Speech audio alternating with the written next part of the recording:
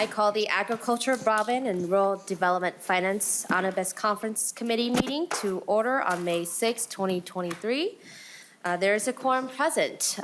First, I just want to thank members and staff and members of the public for putting your Saturday on hold to be here with us today to review and adopt the agriculture budget bill and its provisions. First, I want to give an incredible thanks to our staff for your expertise, your time, and your generosity, because every time we as members, every decision we make, you all do twice the work. So thank you so much for all that you do. And we're very grateful for that. Chair Putnam and I walked into a conference with a collaborative spirit and with care, great care on addressing the needs and bringing a sustainable agriculture community. There are many issues that the House and Senate are aligned on, and Chair Putnam and I were able to find agreement on a big ticket item, which is the one-time $10 million for grain indemnity fund to provide a safety net for grain producers should there be an unfortunate event for grain elevator failure. I'm happy that this fund will be a legacy of this year's agriculture budget bill. I'm also excited to see that we're making historic investments in emerging farmers than I have ever seen before my time here on committee 4 years ago. We expanded the Emerging Farmers Office 3 times and added resources to help emerging farmers get into and stay on the farm. We also made strong investments in helping farmers take care of the land, from soil health to investments in cover crops to looking at pollinators, and just as importantly, maintaining the department and the state agencies under our jurisdiction to be able to provide quality services to farmers and the community by adding staff for support to support our international trade markets, process affordable loans quicker from the Rural Finance Authority, support market access in meat processing and farm to school, and bringing in more resources for farmers to be more climate resilient. And I think we have a strong, well-rounded budget that encapsulates a growing agriculture community. And with that, I'll end my remarks, and I'll defer to Chair Putnam to see if we have any opening remarks for today's conference. Well, thank you, Chair Vang, and thanks all of you for being here today and throughout the entire session. We see a lot of familiar faces around the table, and these are people who've been dedicated to Minnesota's agricultural economy and community for the past couple months. So it's great to see you, and we've benefited from your help, not just in the past couple weeks, but throughout the entire session. This bill is a product of collaborative labor for 4 months, and I want to express my particular gratitude in the conference committee context to all the staff who have helped so much, but also to Chair Vang for entering into these conversations with a spirit of collaboration and a dedication to solving problems. I've said this before and I'll say it again. I think that all politicians can learn from farmers, from folks who are involved in agriculture. When you focus on solving problems and not on defending your ego, when you focus on doing your job and not on posing as a partisan or for a podcast, you actually can get good stuff done. And this bill, I think, represents that good work. From my perspective, it's a bill that respects the complexity of Minnesota's contemporary agricultural economy and the communities that depend on it. It respects past traditions of Minnesota's agricultural economy and ecology while preparing us for an unknown future, one that has to be sustainable and inclusive. And I think that this bill accomplishes those goals. It is a bill that's full of all kinds of complexities and internal contradictions and paradoxes, but we worked those out with the help of staff and stakeholders. And I do believe that this final bill is a very strong bill, one that prepares us for a stronger future. In particular, I think that this bill has provisions that deal with the 2 things I heard most of when I was talking to farmers, and that's the need for greater stability and for a brighter future. So when you think about stability, we did things like the grain indemnity and like the dairy fund, things that will make it easier for farmers to plan and to remain successful and to protect those smaller farms. We also dealt with innovation in a sustainable and thoughtful way by supporting things like Forever Green, the continuous living cover. And I'm grateful that we worked together on those things for those imperatives for the future of Minnesota agriculture. And I think we did a pretty good job. And next, I'll invite the Commissioner of Ag to give a couple of opening remarks.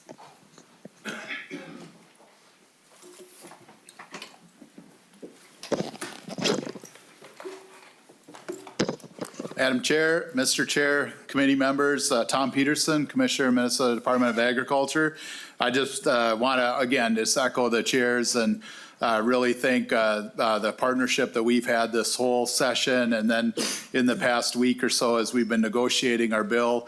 I'm really excited about a lot of the provisions and where we landed. And, you know, it's never easy. I've been able to do this quite a few times, but I really just appreciate everybody digging in and really working, especially the staffs of the nonpartisan staff, the party staff, our staff, just tremendous work. There's a lot of pieces in here. You know, this is we talked a lot about the target, but it's a big increase in dollars for our agency when you look at our overall general fund. And one of the things, you know, the main priority, as I see it, as Chair Vang said, to set the budget for the department for the 24-25 year and into the tails, and to, you know, help us sleep better, help us plan, help us think of all the things that we can do. And so to that end too, I really appreciate the work on whether it's Phragmites, Senator Putnam, or things that help our agency run better. And so I appreciate the trust and the partnership that we have in working with that.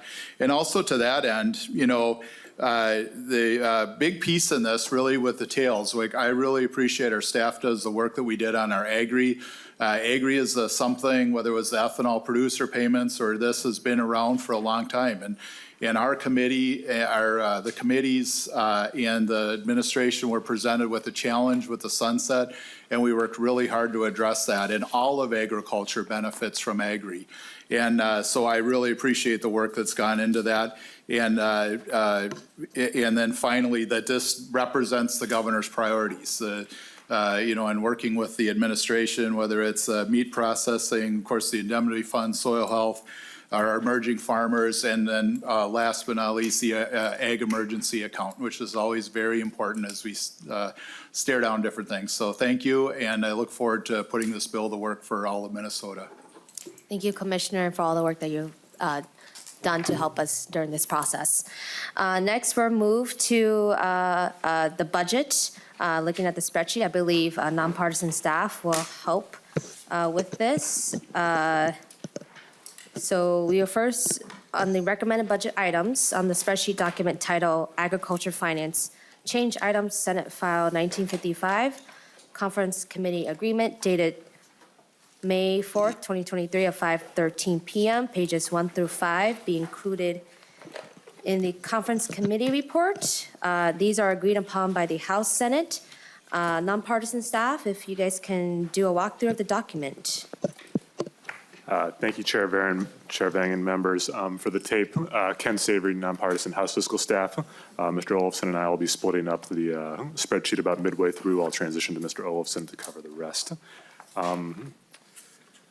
The columns we'll be talking about this afternoon will be columns double Y and double Z on the right-hand side of the document. It's organized by division, so the first division of MDA being Protection Services. We'll start there. Line 8 is the department's operating increase for maintaining current service levels. This will be divided in the conference committee report between the various components of MDA.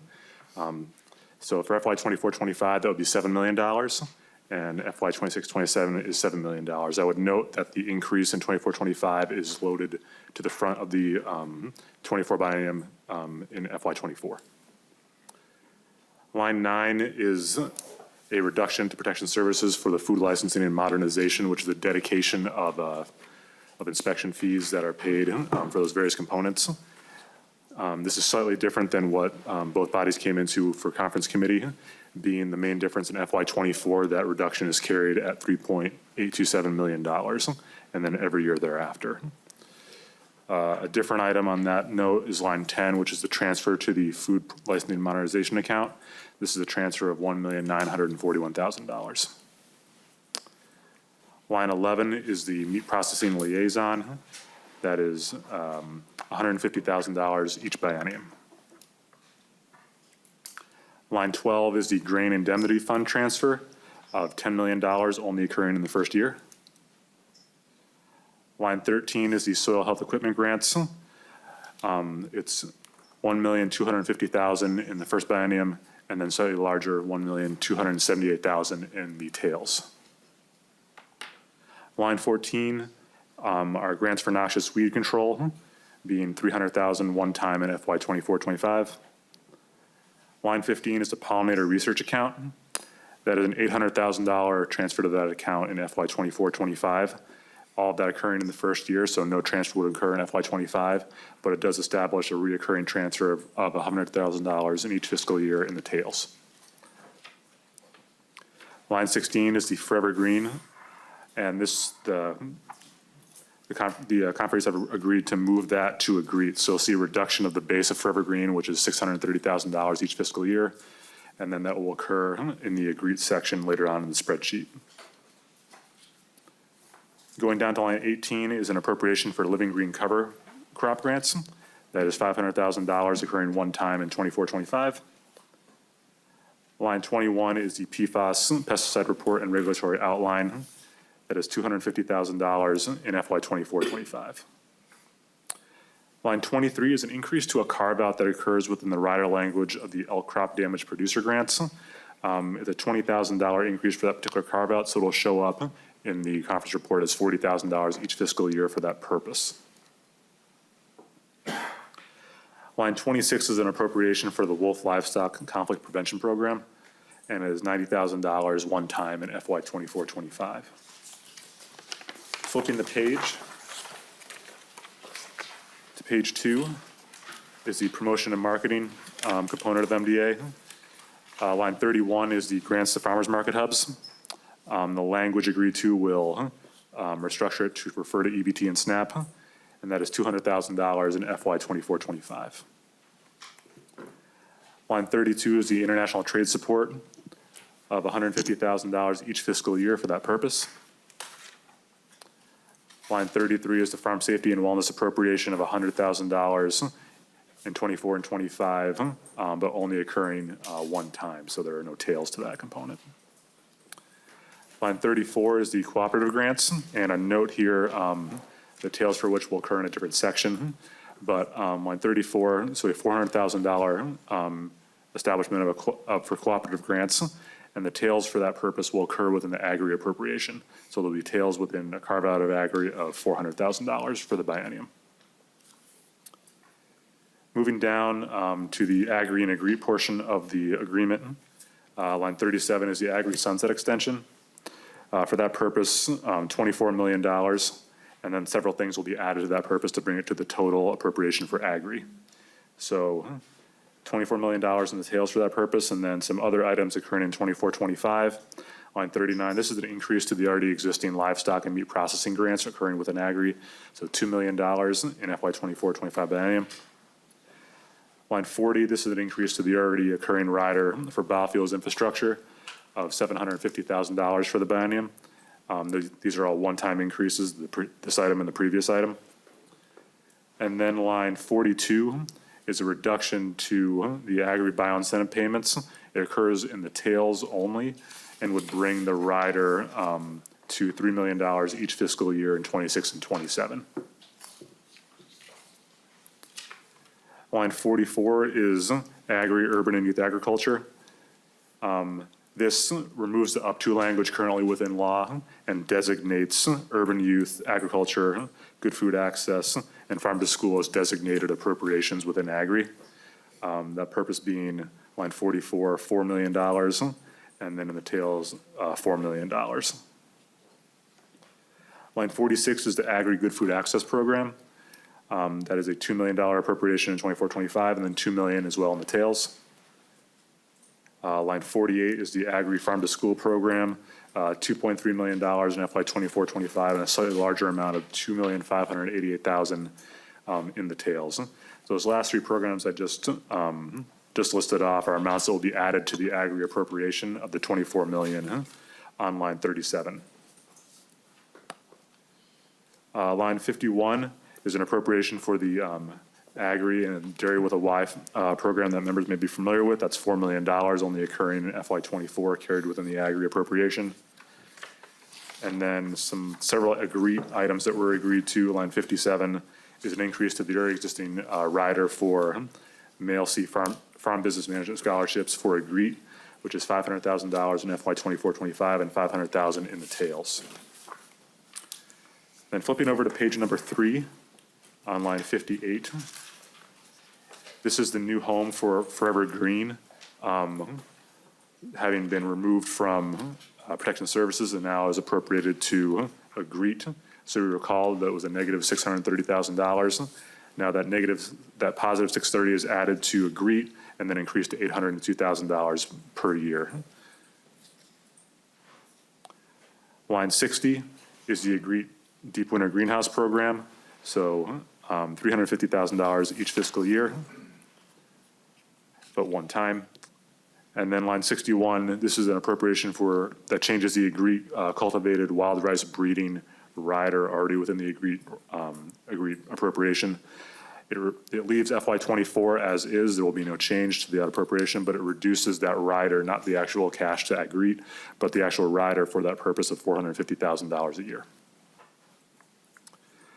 And then, Chair and members, I would turn it over to Mr. Olafson to cover admin financial assistance and the remainder of the agencies within the spreadsheet.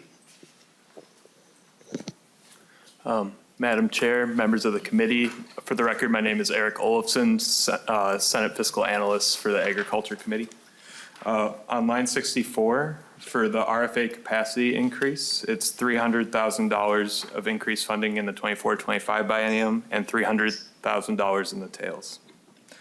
On line 65, and this is all within the administration and financial assistance divisions of MDA. On line 65, for IT modernization, it's $1 million one-time spending of additional one-time spending in the 24-25 biennium. On line 66, for the emerging farmers office expansion, it's $1.2 million in the 24-25 biennium and $1.7 million in the tails. Moving on down to line 68, for the transfer to the ag emergency account, it's $1 million one time in fiscal year 24. On line 69, for the second harvest heartland milk allocation, it's additional one-time spending of $500,000 in the 24-25 biennium.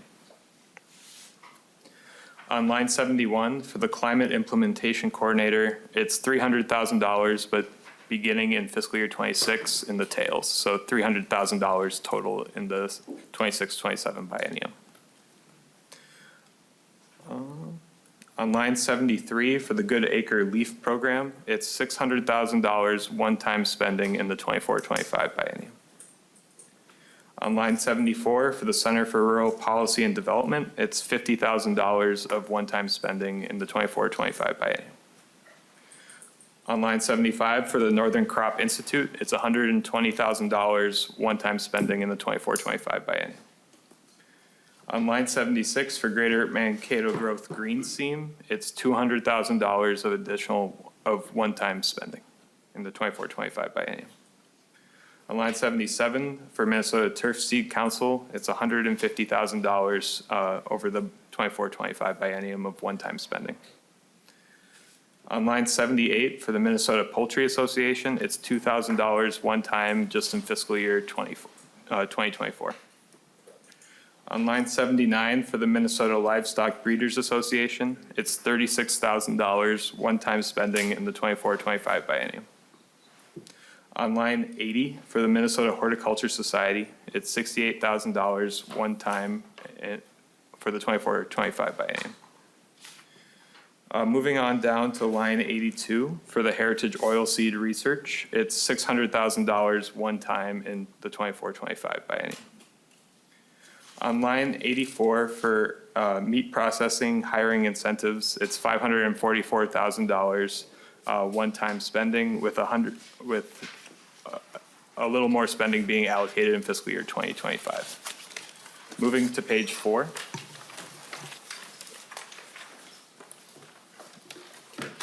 For the Minnesota Agriculture Education Leadership Council, or MALC, it's $200,000 of additional spending one time in the 24-25 biennium above base. On line 87, for Community Development Financial Institution TA grants, or CDFI, technical assistance grants, it's $275,000 of one-time spending in fiscal year 24. On line 88, it's the repeal of the Oriented Strand Board statutory appropriation, giving a savings of 1.5 million in the 24-25 biennium and 6 million in the tails. Then on line 89 for the farm down payment assistance grants, it's $500,000 of additional spending in the 24-25 biennium and additional $500,000 above base in the 26-27 biennium. And that concludes MDA. Moving on to the Board of Animal Health. Looking at line 94, to maintain current service levels, it's $480,000 in the 24-25 biennium, and then $640,000 in the tails. Moving to AURI, to maintain current service levels or the cost of living adjustment, it's $200,000 in the 24-25 biennium and identical $200,000 of additional spending in the tails. On line 100 for capital equipment, it's 1.5 million one-time spending in just fiscal year 24.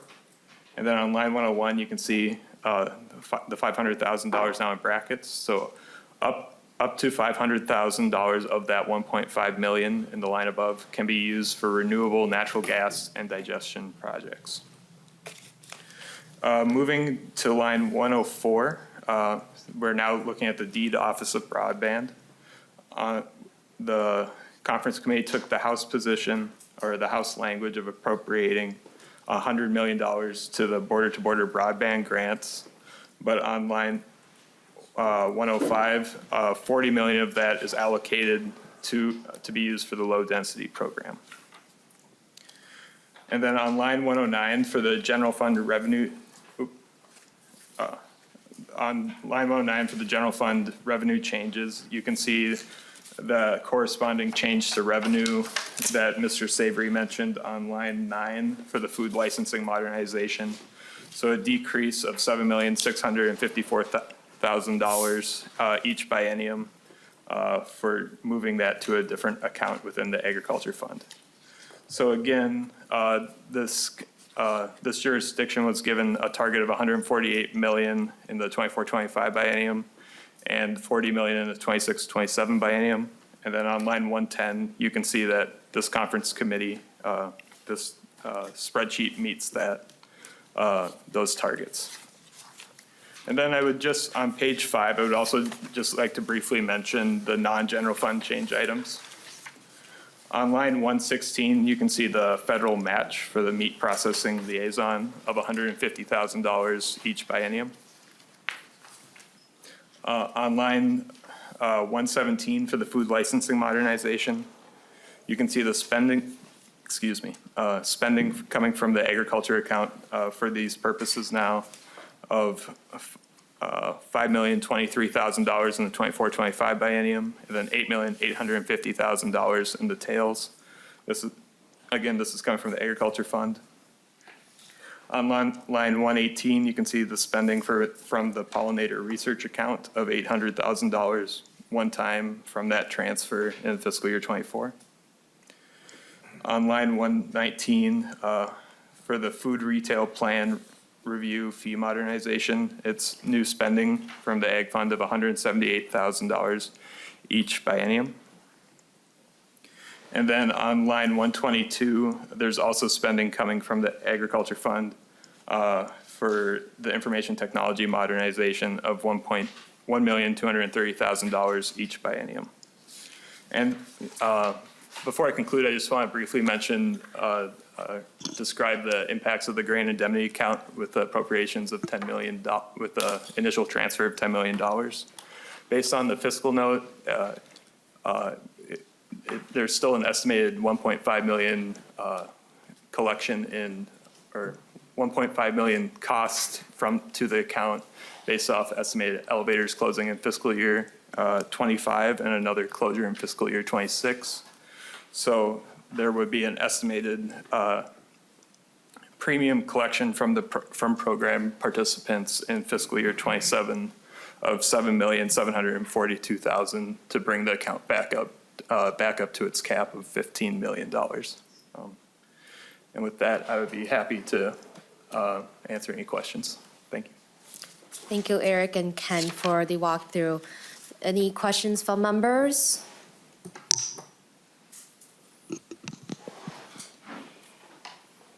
Seeing none, is there a motion to adopt the recommendation? Madam Chair, I move that we adopt Senate File 1955 as the conference committee agreement. All right. Discussion? Hearing none. All those in favor of the adoption of the recommended budget items on the spreadsheet be included in the conference committee report, say aye. Aye. Opposed, say nay. The ayes have it, and the budget items are adopted. Now we will move to the articles. Non-partisan staff will give us a walkthrough of each article, and I believe we'll start with you, Mr. Sullivan.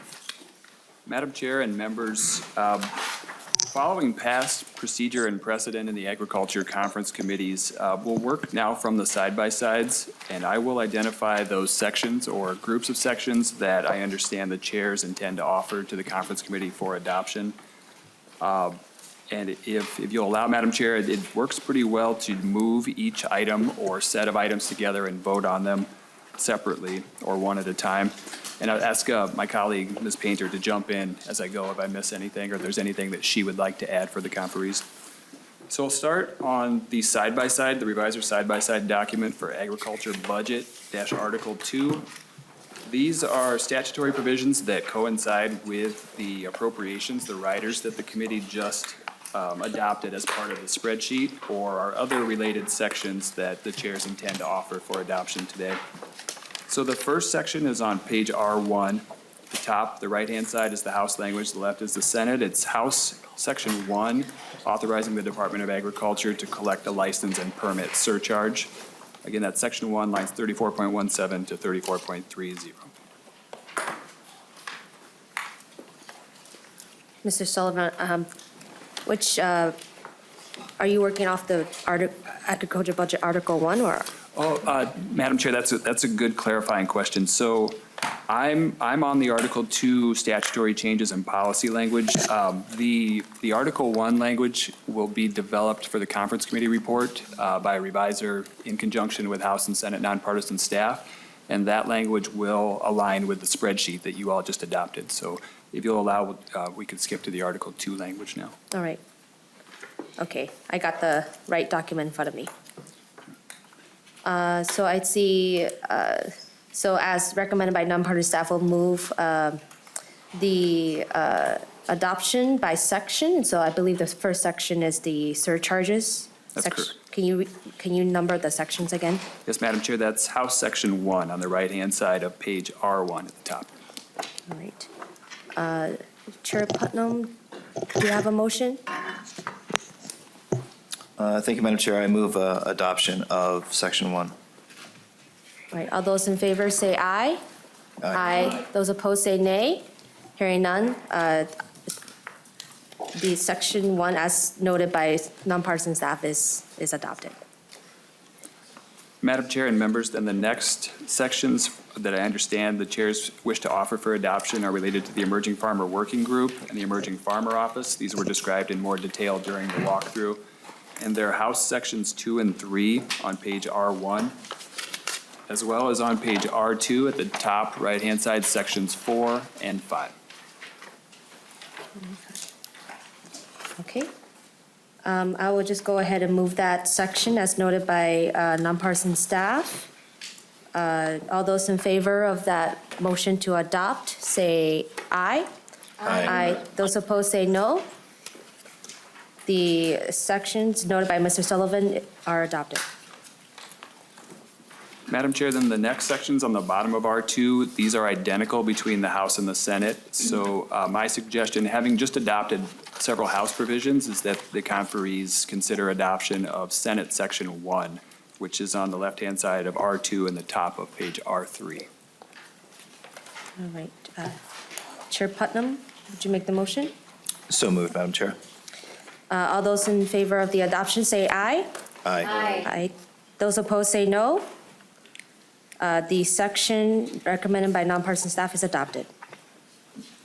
Madam Chair and members, the next section is on page R3 on the right-hand or House side, changes to the Sustainable Agriculture Demonstration Grant Program, House Section 7.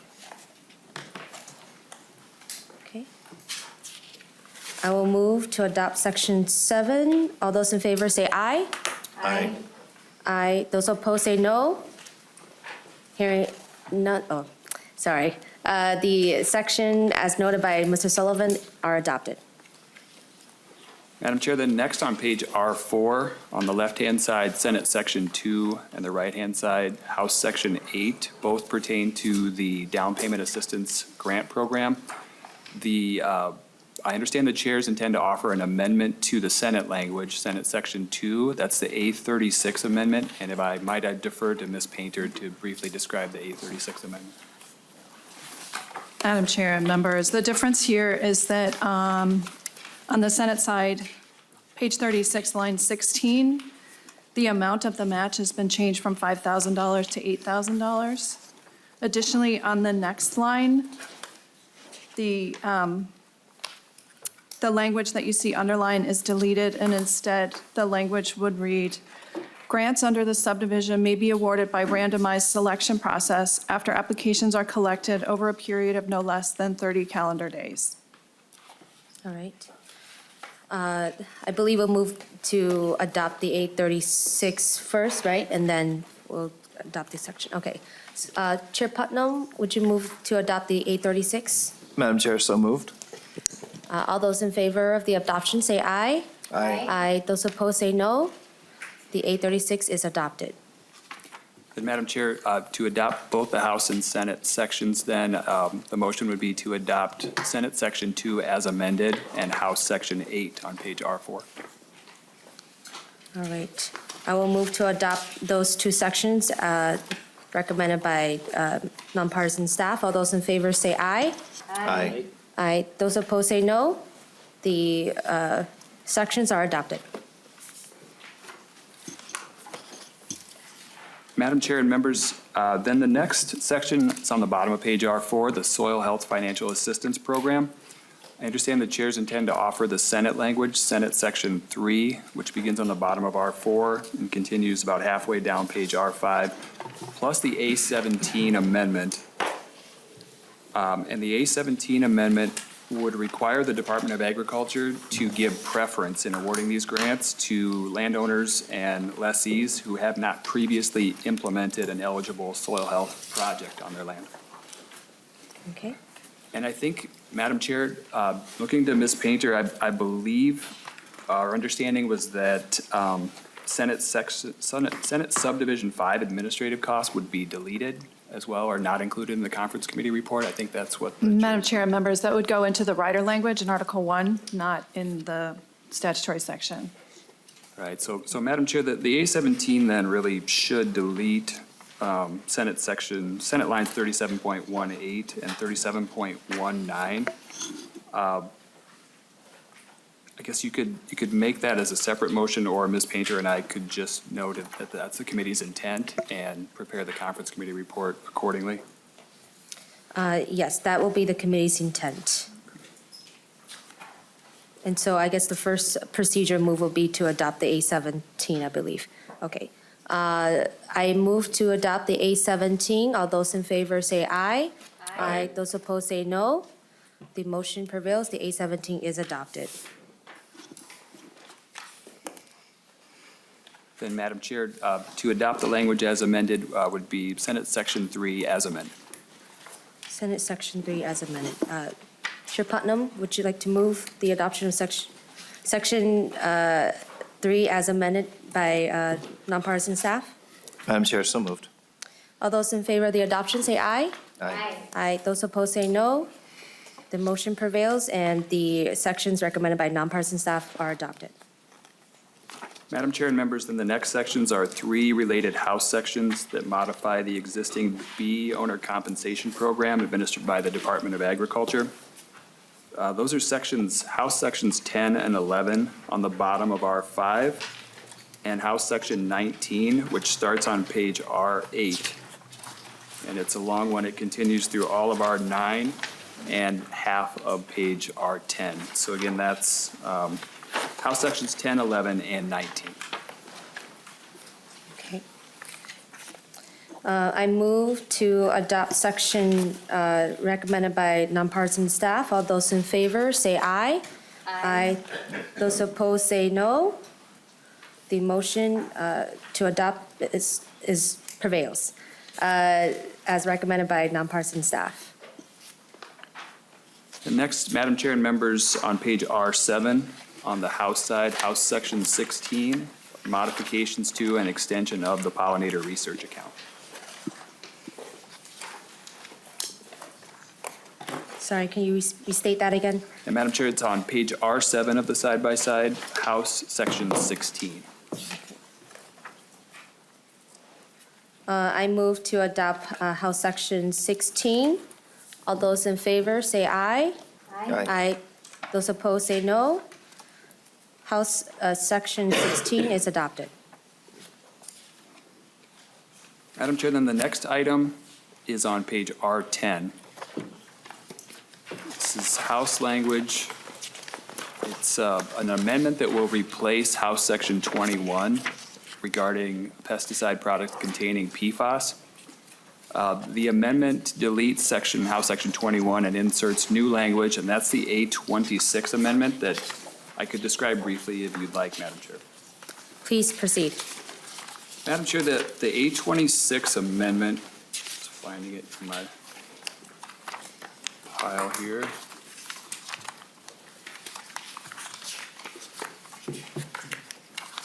I don't see it, but I remember what it does. Oh, yeah, and I do have a separate copy. It does several things. There's quite a bit of language. It establishes or affirms the Department of Agriculture's authority over pesticides and fertilizers that contain PFAS. As of January 1st, 2026, this language would prohibit the Department of Agriculture from approving pesticide cleaning products that contain intentionally added PFAS unless the department determines that the PFAS use is unavoidable, as defined on page 1 for pesticides and on page 4 for fertilizers. It would also, as of January 1st of 2032, it would prohibit the department from approving any fertilizers or pesticides of any kind that contain intentionally added PFAS unless, again, the department determines that that use of PFAS is at that time unavoidable. It would also require companies that provide information about the PFAS in their products to the Department of Agriculture. I would say that they are not required to provide that same information to another state agency so long as the Department of Agriculture makes that information available to other agencies in a different format. And then there's a study or report required at the last section of the A26 requiring the Department of Agriculture to examine the use, benefits, and risks of PFAS and pesticides in Minnesota and to report back to the legislature. Right. Discussion to the 826. Representative Anderson. Thank you, Madam Chair and members. This is a fairly substantial amendment. It's 7 pages long. The timestamp on it is 12:14 this afternoon. It appears to me that this is much more substantive than to be taken up as an amendment on the Ag Conference bill. And again, we're getting into cleaning supplies and putting bans on PFAS with a dated time of 2026 or 2032. So, Madam Speaker, I would speak out against adopting this amendment. All right. Any further discussion? Representative Anderson, thank you for your remarks. PFAS has been a hot button issue in session this year, and we've worked really hard to make sure that we are able to meet the needs of all the stakeholder groups. And so, I will motion to still adopt the A26 amendment. All those in favor of the A26 say aye. Aye. Aye. Those opposed say nay. Hey. The motion prevails. The A26 is adopted. Madam Chair, the next item for adoption is also found on page R10. It starts on the bottom of that page, House Section 22. This is the increase to the fertilizer fee, but rather than adoption of House Section 22 I understand the intent is to adopt the A18 amendment, which deletes House Section 22 and inserts language that would instead grant the Department of Agriculture, the Commissioner in particular, the authority to set the fertilizer inspection fee within a range of 39 to 70 cents per ton, requiring the Commissioner to hold a public meeting if the increase that is proposed would be more than 5 cents per ton. All right, to the A18. Any questions to adopt? Chair Putnam? So moved, Madam Chair. Oh, we have Representative Anderson. Again, Madam Chair, and again, there seems to be kind of a pinch in this session to grant legislative authority to departments and commissioners. This is going down the wrong alley. Strongly reject this amendment, and by giving the commissioner carte blanche authority to raise the fee up to 70 cents a ton from its current 37 cents, and again, would be against this amendment, Madam Chair. Thank you, Representative Anderson. Further discussion to the 826? Chair Putnam? Madam Chair, if I may, in response to Representative Anderson's well-taken point, there is precedent in other areas for this kind of authority to be rested with the commissioner. Apparently, he has the capacity to adjust the potato tax as much as he wants up or down. So there's precedent for this type of decision. And I think it's actually incredibly appropriate, given how dynamic fertilizer fees are right now, to give the commissioner, who can be much more dynamic and engaged in how these prices fluctuate, the ability to both raise and lower that tax, given the circumstances. Thank you, Madam Chair. All right. All those in, Representative Anderson? Well, again, thank you, Madam Chair, but this fee is not dependent on the price of fertilizer. That is a totally separate issue. This fee is based on collecting enough revenue for the department to do its job of inspecting fertilizer operations. Again, it has nothing to do with the price of fertilizer. And again, farmers take a lot of notice of this fee.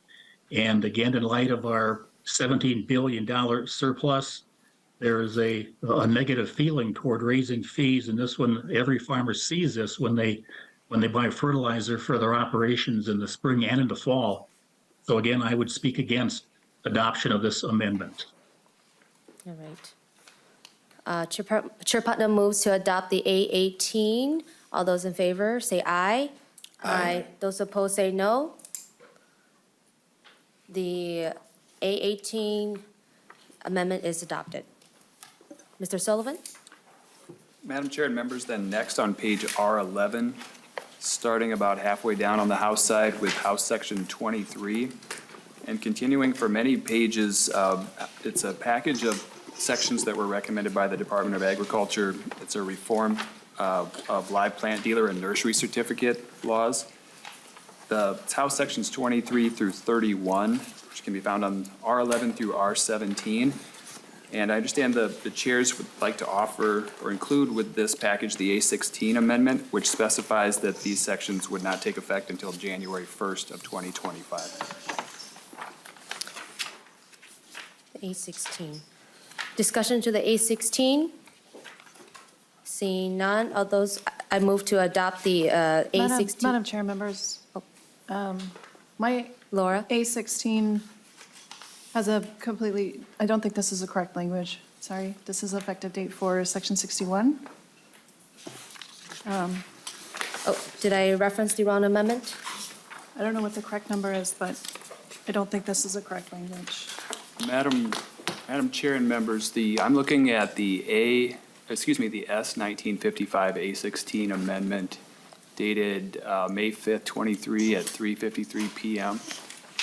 And what this language does is it says that on the House side, starting on page R40, okay, right. It's a change to the inserting an effective date at the end, and it applies to the sections I've just described as part of this package, sections 23 to 31 on the House side, as well as a portion of the repealer in section 60. Which is also a part of this package. They'd all be effective January 1st of 2025. Okay. That makes more sense, thank you. So are we good to still move procedurally the A16? Okay. So I move to adopt the A16. Any discussion? Hearing none, all those in favor say aye. Aye. Those opposed say no. The motion prevails, the A16 is adopted. Then, Madam Chair, with that adopted, I think the motion would be to adopt House Sections 23 to 31, found on pages R11 through R17. Okay? As amended, as amended. As amended, okay. I move to adopt Section 23 through 31 as amended and recommended by nonpartisan staff. All those in favor say aye. Aye. Those opposed say no. The motion prevails, and these sections are adopted. Madam Chair, next it's a series of 3 House sections that pertain to the industrial hemp licensing program by the Department of Agriculture. They begin on page R17. About halfway down, House Section 32, and R18, House Sections 33 and 34. Chair Putnam, do you want to move to adopt the sections recommended by nonpartisan staff? So moved, Madam Chair. All those in favor say aye. Aye. Those opposed say no. The motion prevails, and the sections recommended by nonpartisan staff are adopted. Madam Chair, next on page R18, again on the House or right-hand side, Section 36, amount of fee. This was language recommended by the department pertaining to commercial feed licensing. And again, that's House Section 36. Okay? Madam Chair, did we skip section 35? Mr. Sullivan? Madam Chair, we did skip Section 35. My understanding is the chairs do not intend to make the hemp fiber processing a statutory program, and that's what this section would do. All right. So then I move to adopt Section 36 as recommended by nonpartisan staff. All those in favor say aye. Aye. Aye. Those opposed say no. The motion prevails. The Section 36 are adopted. Madam Chair, then next at the bottom of page R19, Mr. Savory and Mr. Olafson mentioned the dedication of food handler and vending license fees as part of the spreadsheet that was adopted by the committee. This is the language that makes that happen in statute. It's on the bottom of R19, House Section 37, and then on page R20, the next page, House Section 39, which is closer to the bottom of that page on R20. Okay. I move to adopt the sections recommended by nonpartisan staff. Any discussion? Hearing none. All those in favor of the motion to adopt say aye. Aye. Aye. Those opposed say no. The motion prevails. The sections recommended by staff are adopted. Next, Madam Chair, members, on the top of page R20, on the House or right-hand side, Section 38, these are modifications to the food handler facility floor plan fees.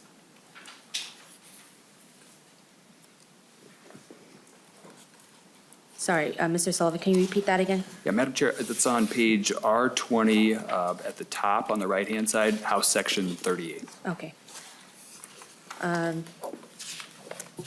I move to adopt Section 38 recommended by staff. All those in favor say aye. Aye. Those opposed say no. The motion prevails. The Section 38 is adopted. Next, Madam Chair, my understanding is the chairs intend to adopt language relating to cottage foods, which is Senate Section 4 on the left-hand bottom portion of R20. But I understand the intent is to adopt, in place of this language, the A37 amendment, and I would defer to Ms. Painter if you allow Madam Chair to describe that amendment. Ms. Painter? So, Madam Chair, this amendment would apply the ability to deliver by mail or commercial delivery only to pet treats. So it would amend Section 25.391 Subdivision 2, which relates to direct sales to consumers. The whole subdivision would read, an individual qualifying for the exemption under Subdivision 1 may sell the exempt pet treats to consumers in accordance with Section 28A.152, except that pet treats may also be delivered by mail or commercial delivery. Okay. Chair Putnam, do you want to move the A37? Madam Chair, so moved. All right. Discussion? Hearing none. All those in favor of the adoption of A37 say aye. Aye. Aye. Those opposed say no. The 837 is adopted. Madam Chair, next on page R21, on the right-hand side, House Section 40, it's pertaining to the Board of Animal Health. I believe the intent is, in place of this language, to adopt the A21 amendment. And the A21 amendment that members should have in their packets would add one new member to the Board of Animal Health, moving from 6 to 7. It would modify current requirements for board members by providing that currently there are 4 livestock producers who must be appointed, one of whom is also a member of a federally recognized tribe located in Minnesota. This language lifts that livestock producer qualification for the member of a federally recognized tribe, and but requires the person to be experienced in animal husbandry as well. And then increases from 2 to 3 the number of licensed and practicing veterinarians, and specifies that one of the 3 must specialize in companion animals. And then, as the governor appoints members to the Board of Animal Health, on lines 110 and 111, this would require the governor, to the extent practicable, to strive for gender and geographic balance. All right. Discussion to the 821. Seeing none, all those in favor to, or I move to adopt the 821, say aye. Aye. Those opposed say no. The motion prevails. The 821 is adopted. Madam Chair and members, next on page R22, top of that page on the right-hand side is House Section 41. This is a technical provision that corresponds to an item that members may adopt later as part of the repealer. The repealer would get rid of a statutory appropriation to the Department of Agriculture of federal chronic wasting disease dollars. Section 41 just makes a conforming change in statute. Discussion. I move to adopt Section 41. And do I need to adopt Section 42 as well? No, Madam Okay, Chair. so Section 41. All those in favor to adopt Section 41, say aye. Aye. Those opposed, say no. The motion prevails, and the Section 41 is adopted. Then on the bottom of page R22, Senate language, Senate Section 5.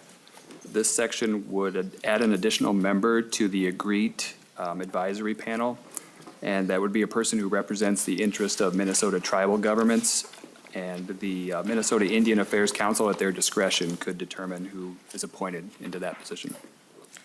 Chair Putnam, do I have a motion? So moved, Madam Chair.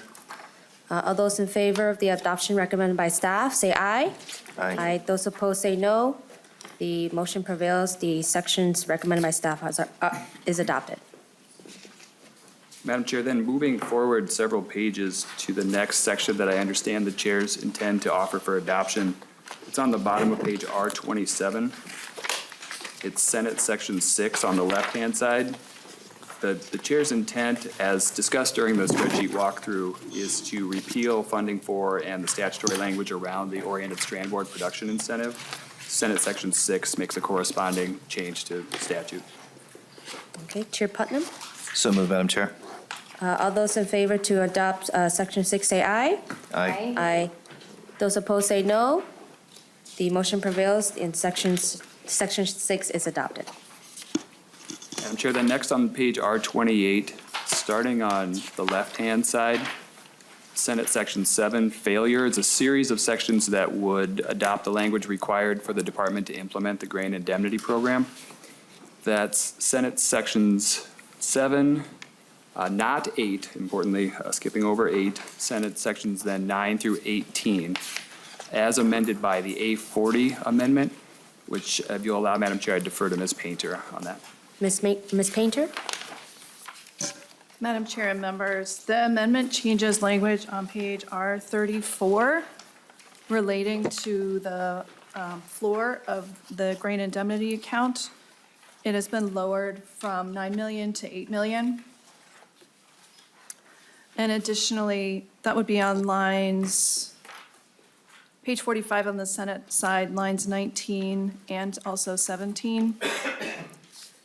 In addition, beginning at the end of line 19, there would be a sentence inserted that reads, if the account contains at least $8 million, the commissioner may, after holding a public meeting, suspend premium payments for all producers in the event of economic hardship. The other change to the grain indemnity provisions relate to the grain indemnity opt-out, which is on the same page, and more specifically, paragraph B. Starting on line 45.31, we delete the requirements to produce a poster and for the department to print materials and to make everything online. So the new sentence would read, "The commissioner must prepare a flyer and online materials I think that's incorrect. The commissioner must prepare a flyer explaining how a producer can opt out of the grain indemnity program and must post these documents on the Department of Agriculture website.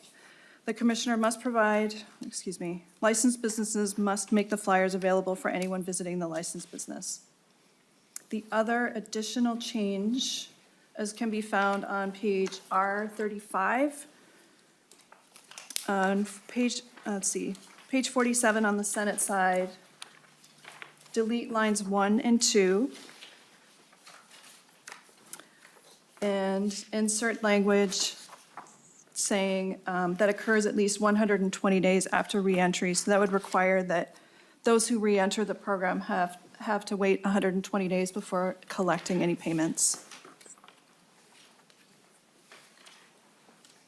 All right, thank you, Ms. Painter. Discussion to the A40, Representative Anderson.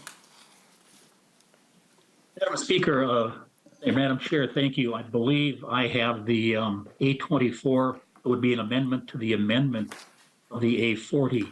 Would that be correct? Could we have staff clarify that? I believe that's correct, the 824. All right, Madam Chair, there is an amendment to the amendment. I don't believe it's the A24. I'm looking quickly to see which amendment that is. It's the A23 amendment is an amendment that would amend. No, I believe it that's is the A24. It's on the correct page. It would change the language saying the commissioner may not require the collection of premiums to say the commissioner must not require collection of additional premiums. so the 824 is amendment to Madam Chair the, and members, Mr. Sullivan? the A24 is an amendment to the Senate language as opposed to an amendment to the A40 amendment. Okay. That is correct. Representative Anderson, Mr. Nicely recognized that the A23, which I don't have before me, but that's, yes, I believe this is the amendment that Representative Anderson is referring to. It amends the, Mr. Sullivan, the A23 is amending the A18 amendment. right, A18, then, yeah, okay. okay. Representative Anderson? Madam Chair? Yeah, I think that's correct. The A23, I think we've already gone past that one. I was waiting for that one, and this was the fertilizer fee. So we've kind of gone past that, but to make this A24 fit, it would be amended onto the A40 amendment, would be my understanding, but that's up to staff to determine that. Oh, okay, so I believe your intention was to amend the A40 with the A23?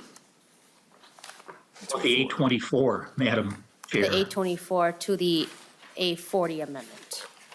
Okay, So, Madam Chair, that could be achieved by inserting this language on 1.3 of the A24 after line 1.2 on the A40. okay. So since nonpartisan staff, that can be done to change the A24 as an amendment to the A40, right? So we can bring the A24 for discussion. To your A24, Representative Anderson. Thanks, Madam Chair. All this does, it just changes one word from may to must. If we're talking about when the fund is above the floor of now $8 million, the commissioner must stop collecting payments. Instead of saying he may stop, this just gives farmers some comfort language to say it will stop if the fee, if the floor of the amount is above $8 million. That's all this amendment does. Change is made a must. All right.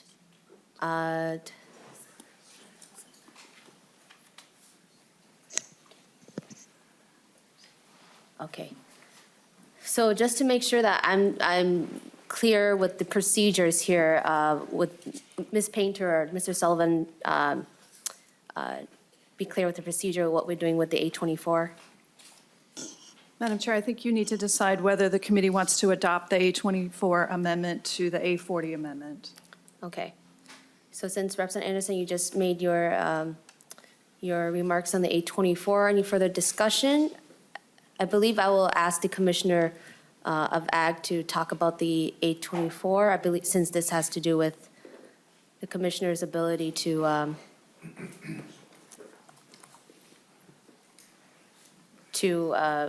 click on the fees on the grain indemnity fund. Commissioner Valbo. Thank you so much, Madam Chair. For the record, my name is Andrea Valbo. I serve as Deputy Commissioner at the Minnesota Department of Agriculture. If we're reading this correctly, as long as it ensures we are okay with leaving it or changing it to must, if that is the preference of the chairs in the conference committee.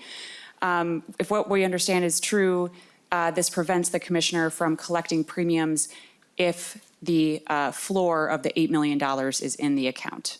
If that is the case and we're understanding that correctly, then we are okay with the must versus may. Representative Anderson. I would agree with that, Madam Chair. Thanks, Commissioner Vobble. It just says that if the amount is over $8 million, we do not collect the fee from farmers selling grain. All right. Further discussion? Okay. I will move to adopt the A24 as an amendment to the A40. All those in favor say, wait, just to make sure, if we, nonpartisan, if we do adopt the A24 to the A40, it doesn't take away this A40 language. Madam Chair, that's correct. Yeah, the A24 does not modify the language in the A40. It would supplement that language. Okay, sounds good. So a motion to adopt the A24 to the A40, say, oh.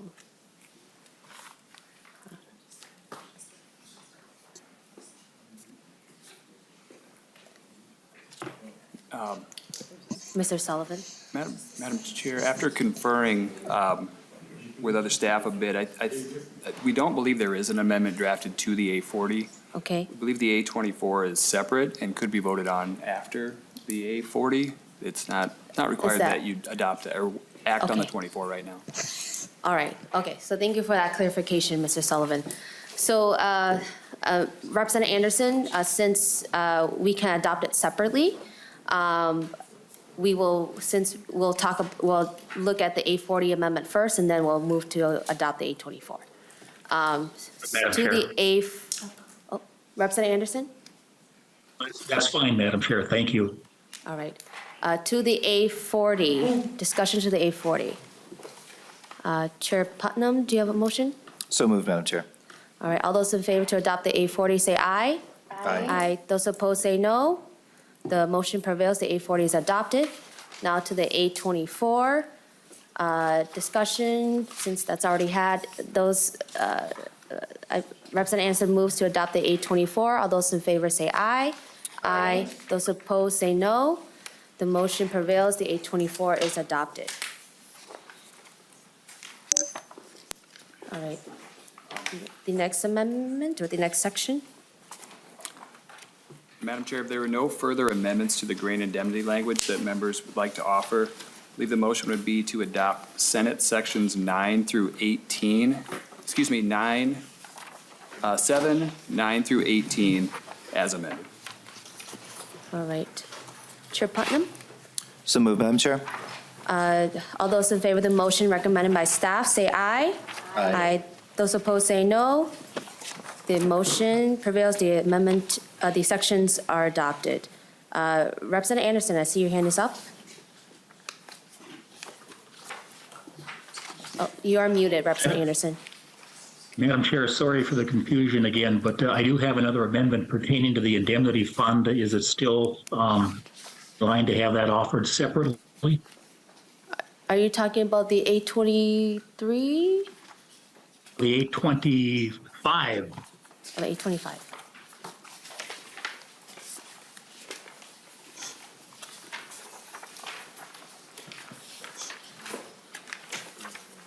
Non-partisan staff, we can still have discussion on the 825. Okay. Very All good. right. Representative Anderson moves to adopt the 825. Discussion, Representative Anderson. Once again, Madam Chair, again, quickly, this would increase the amount of coverage for farmers in a delayed contract sale, for example, for give them full indemnity of certain deferred, delayed payment contracts. Just to give you some idea of context of $200,000, that would be today's prices of $15 a bushel soybeans, $7 a bushel corn. We'll be talking about 10 loads of soybeans, 10 semi-loads of soybeans, and 7 loads of corn. And if we were to change that to organic crops, which a lot of farmers are producing and seeking protection, like some of the Iowa situation, you'd be talking as few as 5 loads of soybeans and 3 loads of corn. So I had the amendment in the House committee to increase that $200,000 to $300,000 of coverage to give a little bit more certainty for a little bit higher level of coverage in this indemnity fund, which I think would again give comfort language to farmers when they're hauling in some of these very expensive crops, especially organic crops that would be hauled into market. So I would move, Madam Chair, the 825 amendment. All right, discussion to the 825? All right. Representative Anderson, on the House side, we did adopt this on the House language, and on the Senate side is the $200,000. I think, we're both amenable to this, and so I recommend members to adopt the 825. And so with that, Representative Anderson moves to adopt the 825. All those in favor say aye. Aye. Those opposed say no. The motion prevails. The 825 is adopted. All right, Mr. Sullivan? Madam Chair, I believe that is the last of the amendments pertaining to the grain indemnity program. So then moving to the next item for adoption, it's on page R38. On the left-hand or Senate side, Senate Section 21 provides a framework for the department's awarding of the wolf livestock conflict prevention grants that were funded as part of the spreadsheet adoption. Ms. Painter and I, we believe the chairs intend to adopt this provision, but we weren't entirely certain. Yes, Ms. Painter? I believe Chair Putnam, do you have some remarks too on this area? So, Madam Chair and Senator Putnam, this could either go in Article 2 as its own section, or it could be adopted as a rider in the Article 1. I don't know that we made a decision on that aspect of it, so it's really up to your preference. Madam Chair, if I may. Putnam. Ms. Painter, could you explain the relevance or impact of either of those two decisions? Sorry. It's just about your preference. I don't know that I don't know if Mr. Sullivan has any thoughts about that I'm just question. guessing, does it matter? That's all. It really doesn't. Okay. Well, then I think we could just adopt what the language has here. Then. Yeah. All right. Chair Putnam moves to adopt the Section 21 recommended by nonpartisan staff. All those in favor say aye. Aye. Aye. Those opposed say no. The motion prevails, and the Section 21 is adopted. Mr. Sullivan? Madam Chair, then we're on the final page of this side-by-side, the page R39. On the right-hand side, House Section 59 requires the Department of Agriculture to convene the Grain Advisory Group and report back recommendations by February 1st of next year. There's an A14 amendment in the packet that would require, in addition to recommendations on bonding requirements, it would also request recommendations on financial statement requirements for licensed grain buyers. All right. Discussion, I move to adopt the A14. Discussion? Seeing none, all those in favor of the A14 say aye. Aye. Aye. Those opposed say no. The motion prevails. The A14 is adopted. Into the section, I believe, right? Any discussion to adopt Section 59? All those in favor say aye. Aye. Aye. Those opposed say no. The motion prevails. Section 59 is adopted. Madam Chair, next in order, it's not on the side-by-side, but the amendment would slot the language in this portion of the side-by-side. It's the A38 amendment requiring wild rice research report, and I defer to Ms. Painter, if I may, to describe that. Ms. Painter? Madam Chair and members, this is related to the wild rice appropriation within Ag-REIT, and it's requiring the Commissioner of Agriculture to convene a group of stakeholders to discuss this issue in more detail, including representatives from Minnesota tribal governments, cultivated wild rice producers, CFANs, and the University of Minnesota to make recommendations about the future of the wild rice breeding program. And the Commissioner must submit a report on recommendations to the Agriculture Committee chairs and minority members by January 15th, 2024. All right, thank you, Ms. Painter. Discussion to the A38. I just want to say that in this area has been the chairs and I have been pretty invested on resolving the issue on the wild rice research. And we both are committed to continue to resolve that. I know that it may not be the perfect solution to some of the stakeholders who are interested in this funding, but the chairs and I are committed to continuing that work to see what we can do to find a resolution and work with the tribal relations, and the Commissioner of Ag is also committed to that as well. And Chair Putnam? Thank you, Chair Vang. I want to second Chair Vang's statements about this. This is an incredibly complicated issue, not just only as an issue in and of itself, but it's one that's wrapped in a history of relationships and concerns for trust and collaboration. I believe, I'm not speaking for Chair Vang, but I believe our perspective is that folks have got to collaborate with each other and figure this out. And we did our best, I think, in this bill and in this language to respect the needs and interests of everyone who's involved in this issue, but also to goad towards greater collaboration. Sometimes people need to be inspired to work together, and I think that what we've done in this process and in this bill is designed to encourage greater collaboration in the future moving forward. All right, Representative Anderson. Thank you, Madam Chair. Just to clarify, now I'm talking about the actual funding in the bill. It had originally, for years, gone to the cultivated wild rice folks, and it looked like in the spreadsheet that funding has been changed. Could you again clarify what's happened to the funding in this new bill and how it's going to be divided up? Representative Anderson, I'll defer that to Mr. Savory.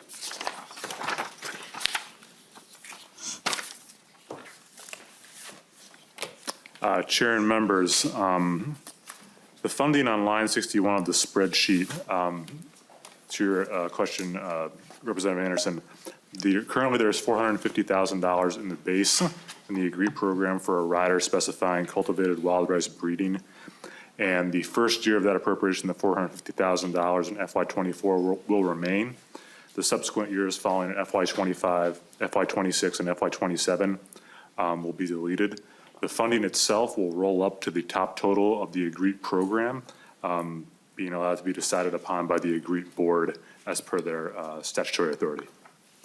Representative Anderson, and our intent as chairs is that we keep the first year of the funding the same as is. And with this amendment, the 838, we hope to hear back from the tribal leaders and stakeholders about what to do with the next years of the base funding of $450,000. It is still there in their AGREE, It's just that we want to encourage stakeholders to work together. And I believe, since this is something in relation to the tribal governments and the chairs feel like we may not know enough to decide how to use that pot of money. And so we will, we ask the tribal governments to work together on how to bring a resolution to that and in terms of wild rice research. And I guess Chair Putnam, if you have any follow-up to that?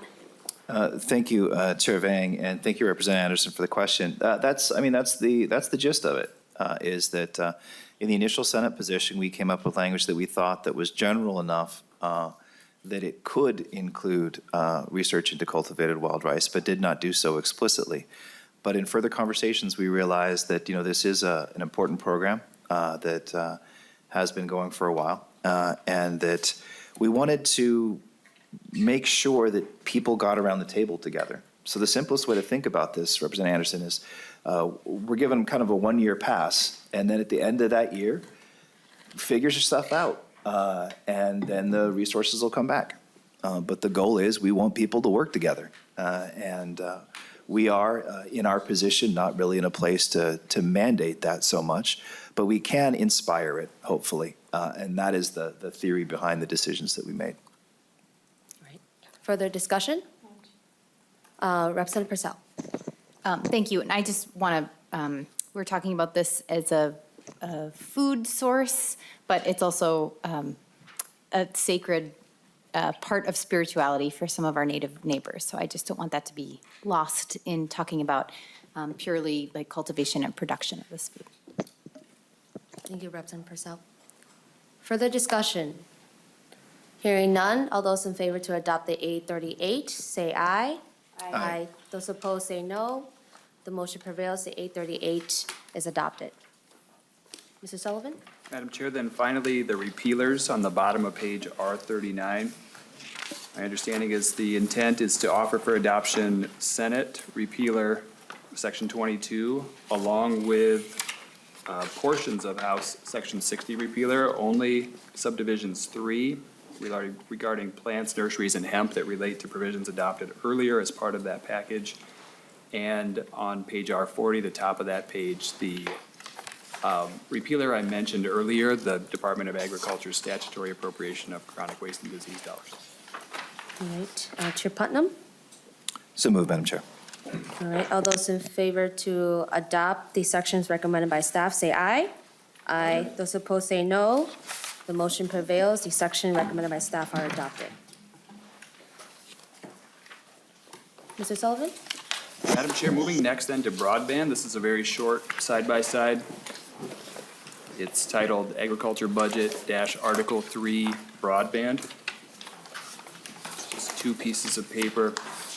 It's the appropriations that go along with the spreadsheet of appropriations described earlier and adopted by the committee, as well as some modifications to the broadband, border-to-border broadband program and codification of the lower population density grant program. My understanding is the chairs intend to offer for adoption the House language, which is on page R1, sections 1 and 2, on page R2, sections 3, 4, and 5, and R3, section 6 on the right-hand or House side.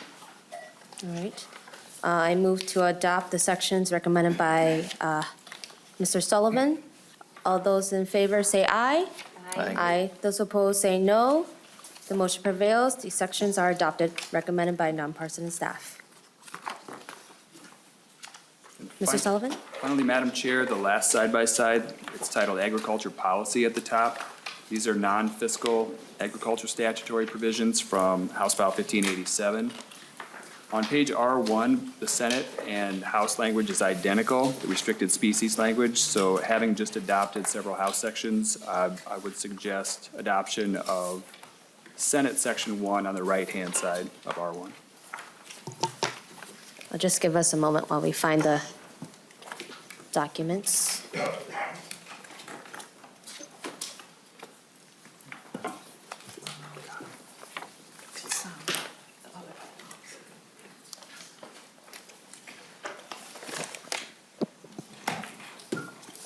Madam Chair, Could Representative Could Mr. Sullivan repeat what documents we're looking for? Mr. Sullivan? Madam Chair and Representative Purcell, staff are checking to see if you have this one in your folders or not. It's the agriculture policy is the title at the top. It's a bigger side-by-side. It's 36 pages long and dated April 28th at 5:53 PM. If you don't have it, you might need to recess and get copies of that one.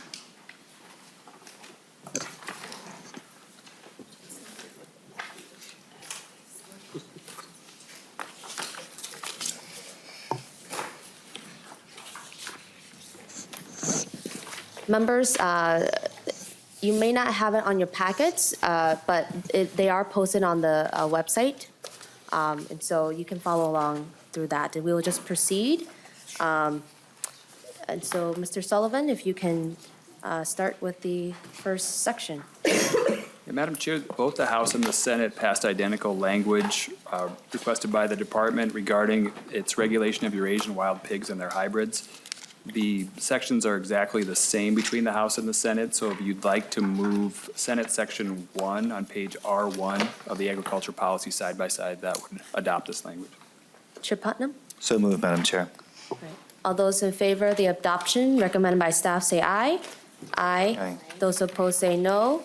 The motions prevail. These section recommended by staff are adopted. Madam Chair, on page R2 of the policy side by side, both the House and the Senate passed language that restricts carbon capture contracts, the content of those contracts entered into between a farmer and someone else, a third party. The language is the same, except the Senate has an effective date of July 1, 2023, which is appropriate given other language in this section. So, Madam Chair, staff recommendation would be to adopt on page R2, Senate Section 2 regarding agricultural contracts. Okay. Discussion? Chair Putnam? So moved, Madam Chair. All those in favor of the motion say aye. Aye. Those opposed say no. The motion to adopt sections recommended by staff are adopted. Mr. Sullivan? Madam Chair, next, we have another set of sections that are the same between the House and the Senate, save the effective date, which is really the same in both the House and the Senate. It's just expressed explicitly on the Senate side. That's at the bottom of page R2. This is a request from the Department of Agriculture, part of several sections, the rest that come later in the side-by-side that modify the department's regulatory authority regarding the dairy industry. You could adopt House language on the bottom of R2. That's House Section 3. All right. I move to adopt the section recommended by staff. All those in favor say aye. Aye. Those opposed say no. The motion prevails. The sections recommended by staff are adopted. Next, then, Madam Chair, on R3, the House and the Senate have identical except for the effective date language regarding noxious weeds and non-native Phragmites. Because the language is the same and you just adopted a House section, you could adopt Senate Section 4, which can be found on page R3. All right. Chair Putnam? So moved, Madam Chair. All those in favor of the motion say aye. Aye. Those opposed say no. The motion prevails. The section recommended by staff are adopted.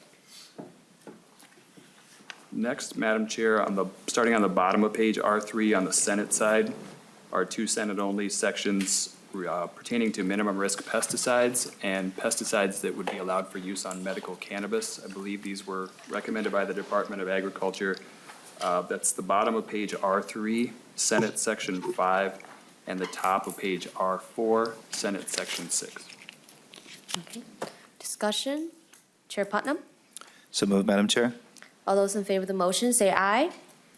Aye. Those opposed say no. The sections are adopted as recommended by nonpartisan staff. Mr. Sullivan? Next, Madam Chair, on the middle of page R4, on the right or Senate side, notice of appeal. I believe this was also recommended by the Department of Agriculture. It reduces from 45 to 20 days from the receipt of an order, the amount of time that a person has to contest an order from the Department of Agriculture's Pesticide and Fertilizer Management Division. That's Senate Section 7, found on page R4. All right. Chair Putnam? So moved, Madam Chair. All those in favor of the motion to adopt say aye. Aye. Aye. Those opposed say no. The motion prevails. These sections recommended by staff are adopted. Mr. Sullivan? Madam Chair and members, then next are a series of sections recommended by the department regarding its oversight of genetically engineered agricultural organisms.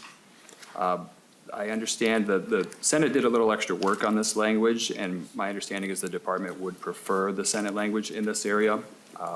And so that can be found on the bottom of page R4, Senate sections 8 and 9, and then on page R5, Senate sections 10 and 11, and on the R6, towards the bottom, Senate section 12. All right. Chair Putnam? So moved, Madam Chair. All those in favor of the motion to adopt recommended by nonpartisan staff say aye. Aye. Those opposed say no. The motion prevails. These sections are adopted. The next, Madam Chair, is a very large package of sections that you could adopt all at once if you'd like. These are nursery and plant protection statutory changes recommended by the department that passed both bodies. The language is very similar, save the effective dates. There are some additional technical changes on the House side that were recommended by the reviser of statutes to minimize ambiguity and the potential for misinterpretation of this language. So staff recommendation would be to adopt the House language, which starts on page R7. It's House sections 10 through 60 and 62 through 66. All right.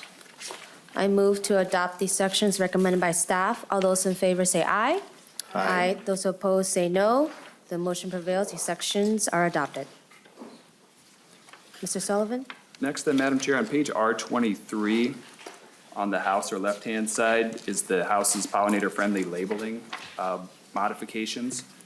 Those are on, again, on page R23 on the left-hand side, House Section 61, which continues through the top of page R24.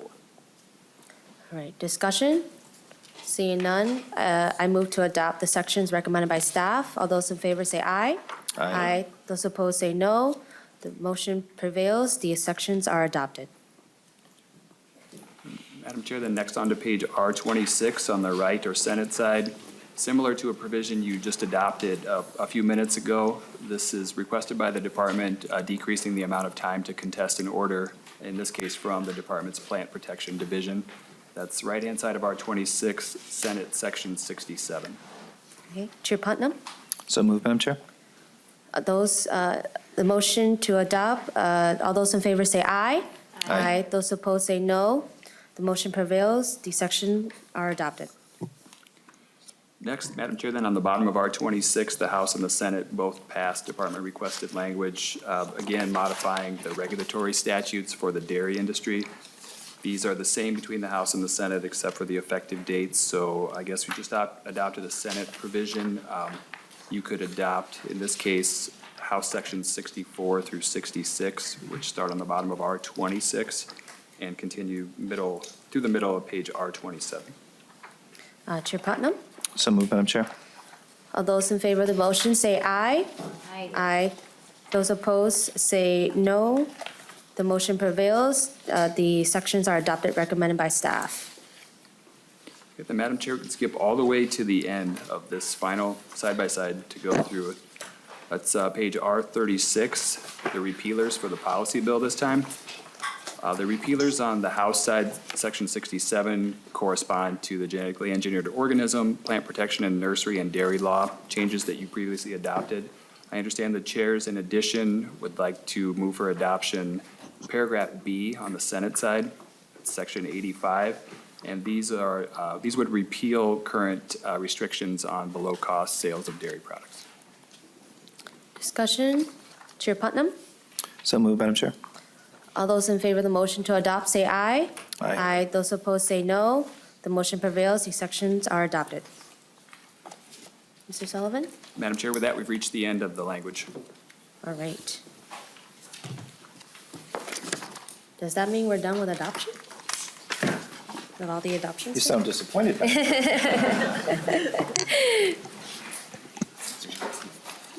All right. Well, I don't see any further amendments as well. All right, well, I believe, it almost feels kind of, Okay. Well, I guess I'll make the final motion that staff is directed to make any technical corrections as needed. All those in favor of the motion, say aye. Aye. Those opposed, say Aye. no. The motion prevails. Thank you, members and staff, for listening intently to this whole process of adopting committee provisions. It's a new thing for me to do it this way, but because we don't have the official, I guess, provisions yet, we have to lay it out publicly, verbally. So thank you for riding through this session with us. I just want to thank Chair Putnam for your leadership and your partnership in this. It's been incredible to work with you, and I appreciate you listening to our issues and our concerns, and for just being a great partner. As us being first-time chairs, it's definitely been, I think, just a fun year for us, and I'm glad to have you as my Senate counterpart. And with that, I'll defer to you to have any closing remarks. No, I just want to say thank you as well to Chair Vang. This is a new area for me, and being a chair is a new thing too, but it was great to learn with you. And I'm looking forward to the next 4 years of doing that together. Also, a thank you to the agricultural community who have been so generous with their wisdom. I know with this bill and with everything we do in the legislature, our job is compromise. That's the nature of our job. And when you compromise, sometimes you make people angry. And I often think that as long as we make everybody a little bit angry, we've done the right thing.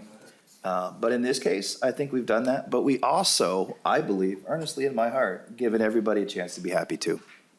So thanks, everybody, for your work.